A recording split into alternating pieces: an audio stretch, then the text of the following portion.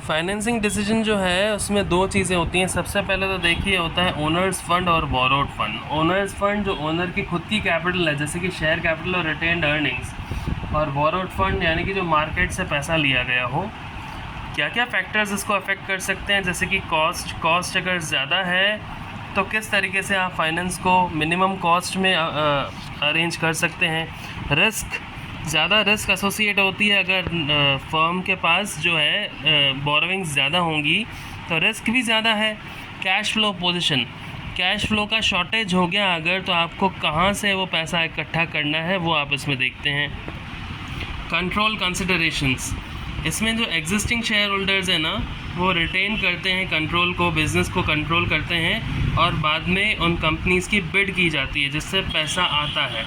Flotation cost, it refers to the cost involve in issue of security such as brokers commission. जैसे कि आप कोई shares खरीद रहे हो तो ब्रोकर को कमीशन दे रहे हो, वो फ्लोटेशन कॉस्ट है। अंडरराइटिंग फीस भी फ्लोटेशन कॉस्ट है। एक्सपेंसेस ऑन प्रोस्पेक्टस भी फ्लोटेशन कॉस्ट है। फिक्स्ड ऑपरेटिंग कॉस्ट जो फिक्स लगेगी ही। If a company is having a fixed operating cost, then they must prefer owner's fund because due to high fixed operational cost, the company may not be able to pay interest on debt on securities, which can cause serious troubles for company. Any doubt? State of capital market. Capital market की उस वक्त क्या condition है वो भी हम इसमें पढ़ते हैं। Next है dividend division decision.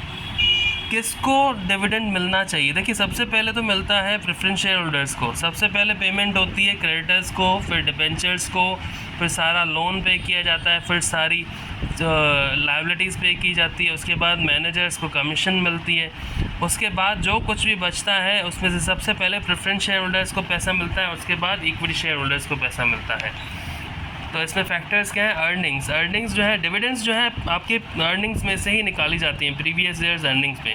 अगर ज़्यादा अर्निंग्स हैं तो आप डिविडेंड डिक्लेयर कर सकते हैं, लेकिन अगर कम अर्निंग्स हैं तो डिविडेंड हमेशा कम होगा। स्टेबिलिटी ऑफ अर्निंग्स, कंपनीज़ के पास एक स्टेबल और स्मूथ अर्निंग्स प्रेफर करती हैं कंपनीज़, जिससे हाई रेट ऑफ डिविडेंड मिल सके। कंपनी की कैश फ्लो पोजीशन पता होना बहुत ज़रूरी है, क्योंकि अगर आप डिविडेंड पे करोगे तो कैश आपके पास उतना है आउटफ्लो के लिए कि नहीं। ग्रोथ अपॉर्चुनिटीज़, कंपनी कितना ग्रो कर रही है, कौन से ग्रोथ प्लान्स हैं, वो सब देखना भी ज़रूरी है।